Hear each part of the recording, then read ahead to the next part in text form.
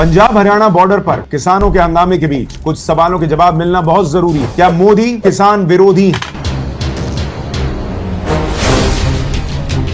प्रधानमंत्री नरेंद्र मोदी को एमएसपी पर कानूनी गारंटी देने में दिक्कत क्या है? किसानों को एमएसपी की गारंटी से देश का किसान क्या मालामाल हो जाएगा और वो सारा पैसा फिर देश में लगाएगा तो देश मालामाल हो जाएगा? एक सवाल ये भी कि देश के किसान आंदोलन के बीच मोदी एमएसपी पर डबल संकट से कैसे घिरे। एक तरफ देश के किसान हैं तो दूसरी तरफ वो कौन है जिनकी बात तक नहीं हो रही और नरेंद्र मोदी पर उनका भी प्रेशर। आज के इस वीडियो को आखिर तक जरूर देखिएगा क्योंकि इसमें आपको इन सारे सवालों के जवाब फैक्ट्स के साथ दूंगा। आप भी जरूर बताइए कमेंट करके कि क्या देश में एमएसपी की गारंटी का कानून होना चाहिए या नहीं। तो आइए शुरू करते हैं आज का वीडियो।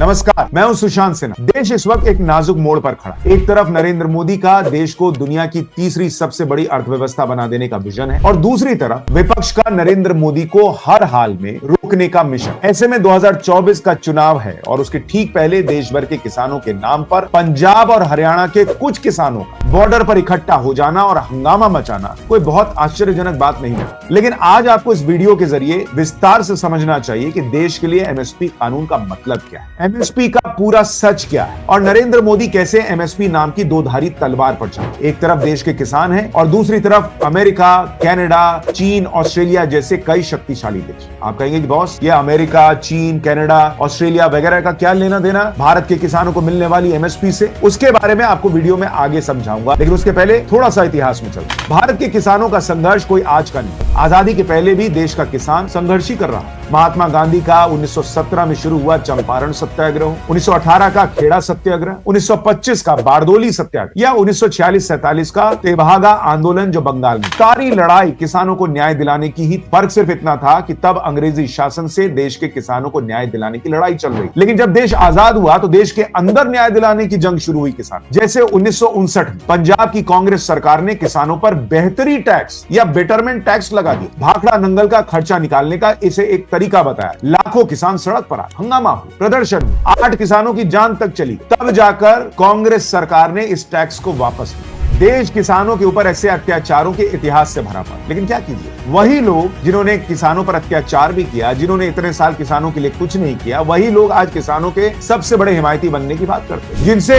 ये सवाल पूछा जाना चाहिए कि आजादी के 75 सालों में करीब 55-60 साल देश पर और देश के अलग अलग राज्यों में कांग्रेस ने राज किया और उसके बाद भी पहला सवाल कांग्रेस पार्टी से यह बनता है कि देश का किसान आज भी इतना गरीब क्यों है, अगर आप वाकई देश के किसानों के बारे में सोचते। सवाल नंबर 2, अगर देश के किसानों का भला सिर्फ एमएसपी पर कानूनी गारंटी से हो सकता है तो कांग्रेस ने 60 साल के राज में यह गारंटी क्यों नहीं दी? सवाल नंबर 3, स्वामीनाथन कमीशन 2004 में बना और 2006 तक उसने 5 रिपोर्ट सौंपी। कांग्रेस की यूपीए सरकार ने 2014 तक सत्ता में रहते हुए स्वामीनाथन आयोग की सिफारिशों को लागू क्यों नहीं किया? सवाल नंबर 4, आज भी देश के 2%, मात्र 2% किसानों के पास ही देश की कृषि योग्य भूमि का 25% हिस्सा क्यों है? 80% किसान परिवारों के पास 1 हेक्टेयर से भी कम जमीन क्यों है? इस सवाल का जवाब कौन देगा? जिन्होंने 60 साल 55 साल राज किया वो तो कुछ जवाब नहीं दे रहे। और सवाल तो इतने हैं कि पूछता चला जाऊंगा तो एक अलग शो बन जाएगा। लेकिन ये सवाल पूछने नहीं कि जो किसानों को एमएसपी पर कानून के झूठे ख्वाब दिखा रहे हैं उनका इतिहास क्या है, उनका सच क्या है, ये समझिए। अब आते हैं एमएसपी के कानून के सवाल।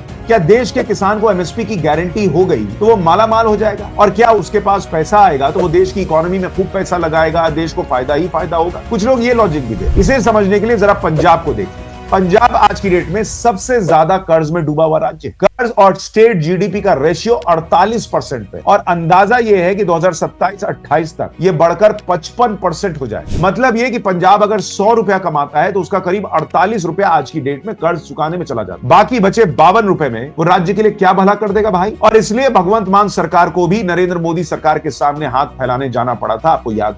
अब सीधा कैलकुलेशन यह है कि अगर किसान ज्यादा कमाएगा तो ज्यादा खर्च करेगा का हिसाब अगर सही सही होता तो पंजाब को तो बम्पर मालामाल हो जाना चाहिए था भाई। वहां पर तो अगर किसान ज्यादा कमा रहा है, ज्यादा पैसा खर्चा कर रहा है, तो फिर स्टेट की जीडीपी पे भी और असर पड़ना चाहिए था। लेकिन सच ये है कि सब्सिडी दे देकर पंजाब आज की डेट में कर्ज में डूबा हुआ। इससे उलट अगर आप गुजरात का एग्जाम्पल देखेंगे, जहां राज्य का कर्ज और जीडीपी का रेशियो घटकर 20% पे आ गया बॉस, और आने वाले समय में ये और घटकर 18% पे आ जाए। यानी गुजरात 100 रुपया कमाता है तो मात्र 20 रुपया आज की डेट में कर्जा चुकाने पर खर्च करता है, 80 रुपया उसके पास बचता है अपने लोगों पर खर्च करने। गुजरात में देश के बाकी हिस्सों के मुकाबले सबसे कम कृषि क्रॉप्स की। पंजाब में किसानों की लगभग 90% से भी ज्यादा फसल एमएसपी पर बिक जाती है, और ज्यादा कमाई का नतीजा यह है कि जमीन की कीमत अनाप शनाप हो गई, और आज की डेट में पंजाब में बड़े उद्योग भी नहीं आना चाहते, इतनी जमीन पंजाब में महंगी हो। तो किसका नुकसान हो रहा है? ऊपर से एमएसपी की गारंटी देने का एक मतलब यह भी माना जाता है, एक्सपर्ट्स कहते हैं कि देश पर करीब 15 लाख करोड़ रुपए का खर्च आए, यानी इंफ्रास्ट्रक्चर से लेकर दूसरे काम के लिए पैसा कम करना पड़े। भाई देश के पास लिमिटेड बजट है, अगर 15 लाख करोड़ रुपए एमएसपी पे खर्च कीजिएगा तो फिर सड़क कब बनाइएगा, अस्पताल कहां बनाइएगा, और बाकी चीजों पर कैसे खर्च कीजिएगा। और सीधा मतलब यह है कि बेरोजगारी और महंगाई बढ़ेगी, सो अलग। अब सवाल यह है कि क्या नरेंद्र मोदी किसान विरोधी? इसका जवाब तो सामने ही है कि किसान के अकाउंट में किसान सम्मान निधि की रिकॉर्ड रकम डालना हो या रिकॉर्ड एमएसपी पर खरीद करना हो, सब नरेंद्र मोदी के राज में हो रहा है। अगर वो किसान विरोधी होते तो ये क्यों हो रहा? जबकि भ्रम यह फैलाया गया था कि मोदी तो एमएसपी ही बंद करने जा रहा है। जब प्रधानमंत्री मोदी और किसानों की बात हो ही रही है तो यहीं पर उन फैक्टर्स की भी एंट्री करा लेते हैं जो मोदी के लिए किसान आंदोलन के बीच डबल संकट की,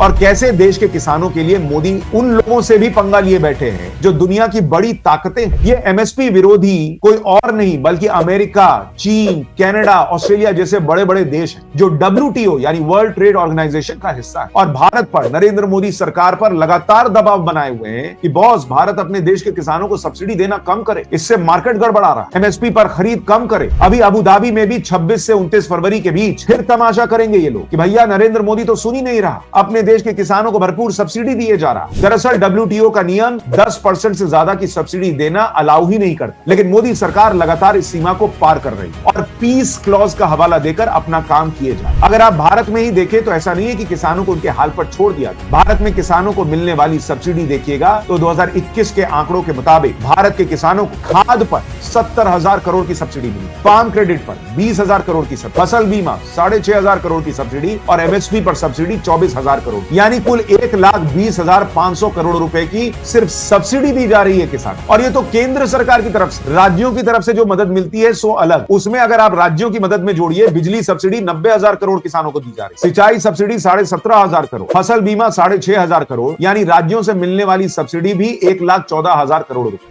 इतना ही नहीं, लगभग हर साल मोदी सरकार रिकॉर्ड खरीद भी कर रही है एमएसपी पर, सो अलग। बावजूद इसके देश के किसानों के एक बड़े वर्ग की जो हालत है उसकी जिम्मेदारी एमएसपी की नहीं बल्कि जो बड़े बड़े किसान मठाधीश की तरह बैठे हैं उनकी भी है। सालों से जो बेहतर सिस्टम सरकारों ने नहीं बनाया उनकी भी है, और नरेंद्र मोदी जो बाजार खोलकर किसानों को ज्यादा कमाने का मौका दे रहे थे 3 कृषि कानून के जरिए, उन कानूनों को न आने देने वालों की भी। कई लोग ये ज्ञान भी देते हैं कि अमेरिका तो अपने हर किसान को $40,000 की सब्सिडी देता है, जबकि भारत की प्रति किसान $300 की सब्सिडी है। लेकिन जो लोग ये आंकड़ा बताते हैं वो ये नहीं बताते कि अमेरिका की आबादी करीब 34 करोड़ और उसकी इस आबादी में से मात्र 1.7% आबादी खेती में लगी, यानी मोटे तौर पर करीब 60-65 लाख लोगों को सब्सिडी देनी है उसे। जबकि तुलना कीजिए भारत से तो भारत की आबादी 140 करोड़ और भारत में करीब 44% आबादी आज भी कृषि पर आधारित, यानी 60 करोड़ से भी ज्यादा। अब आप खुद सोचिए, कहां अमेरिका को 60 लाख को सब्सिडी देनी है और कहां भारत को 60 करोड़ को सब्सिडी देनी है, और लोग तुलना करते हैं कि भारत और अमेरिका की सब्सिडी कैसी है, क्या नहीं है। जबकि एक सच ये भी है कि अमेरिका एक विकसित देश है, भारत विकासशील देश है। ये वैसे ही है कि परिवार में 2 बच्चे हैं तो पॉकेट मनी ज्यादा मिल रही है, ज्यादा बच्चे होंगे तो पॉकेट मनी ऑलरेडी घटेगी। माँ बाप कितना कमाते हैं इस पर भी बहुत कुछ निर्भर करता है, लेकिन माहौल पूरा बना दिया जाता है अमेरिका से कंपैरिजन। नरेंद्र मोदी के लिए इस वक्त दिक्कत यह है कि देश में किसानों को एमएसपी की गारंटी का दबाव बनाया जाता है और देश के बाहर ऐसी कोई गारंटी ना मिले और सब्सिडी भी कम हो, भारत इसका दबाव झेल रहा है। दुनिया के बड़े बड़े देश नरेंद्र मोदी सरकार पर यह दबाव बना रहे हैं कि मोदी जी कम कीजिए देश में आप जो सब्सिडी दे रहे हैं, और आज से नहीं बना रहे हैं, लगातार बना रहे हैं। 2017 में तो नरेंद्र मोदी सरकार ने एक तरह से लड़ भिड़ कर कह दिया कि बॉस हम गरीबों को सब्सिडी देते रहेंगे, जो करना जब कर लो। लेकिन दुनिया को टाइट कर देने वाले मोदी अपने लोगों के सामने नरम पड़े, क्योंकि आप आंदोलनकारी कहिए या कुछ और कहिए, सच यह है कि वो अपने ही देश के लोग, और इसलिए नरेंद्र मोदी के सामने मुश्किल कम नहीं। जापान और ब्रिटेन जैसे देशों में मंदी आई, अमेरिका, चीन जैसे देशों की हालत कुछ खास अच्छी नहीं, बावजूद इसके भारत की अर्थव्यवस्था रॉकेट बनी, और मोदी के सामने यह चैलेंज है कि कैसे उसे रॉकेट बनाए रखे। किसान किसान आंदोलन जैसे इवेंट उस गति को कम करने का ही प्रयास दिखते हैं। हालांकि नरेंद्र मोदी के पास एक विकल्प मध्य प्रदेश और हरियाणा की राज्य सरकारों के मॉडल को अपनाने का, जहां राज्य में किसान को एमएसपी से जितनी कम कीमत मार्केट में मिलती है, बस उतना जो गैप है उसकी भरपाई राज्य सरकार कर देती है, जिसे भावांतर योजना भी कहते हैं। मतलब भाव में जो अंतर है उसकी भरपाई राज्य सरकार करती है। लेकिन सवाल फिर वही है, यही काम बाकी के राज्य सरकारें क्यों नहीं कर सकती? क्यों चाहती हैं ये राज्य सरकारें कि मोदी ही या केंद्र सरकार ही सारा खर्च उठाए? क्या राज्य और केंद्र मिलकर कोई मैकेनिज्म बना सकते हैं? इस पर भी चर्चा की जा सकती है। लेकिन एमएसपी पर कानून बन जाए, ये ना तो देश हित में दिखता है और ना ही वैश्विक परिस्थितियों में ये संभव। अगर आप ये भी देखिए कि अगर एमएसपी पर कानून बन जाए, स्वामीनाथन आयोग की रिपोर्ट लागू कर दी जाए और साथ ही जो पेंशन देने की बात हो रही है, इन सबको अगर आप मिला दीजिए तो मोटे तौर पर देश का करीब करीब एक अनुमान है कि 35 लाख से 40 लाख करोड़ रुपया सिर्फ इसी में चला जाए। और देश का कुल बजट ही है 45 लाख करोड़ रुपए। तो बॉस, क्या देश 5 लाख करोड़ में चलेगा? देश क्या 10 लाख करोड़ में चलेगा? थोड़ा सोचिए। दुनिया किस तरह से दबाव बना रही है ये भी देखिए। दुनिया में क्या चल रहा है इसको समझिए और उसके बाद तय कीजिए कि एमएसपी का असली सच क्या है और नरेंद्र मोदी कैसे डबल संकट से इस वक्त घिरे। और इस डबल संकट को देखते हुए, इस वीडियो को देखते हुए आपकी राय क्या है? क्या नरेंद्र मोदी को फिर भी एमएसपी पर कानून बनाना चाहिए या नहीं? कमेंट बॉक्स में लिखकर जरूर बताइएगा। वीडियो को लाइक और शेयर कीजिए। नमस्कार।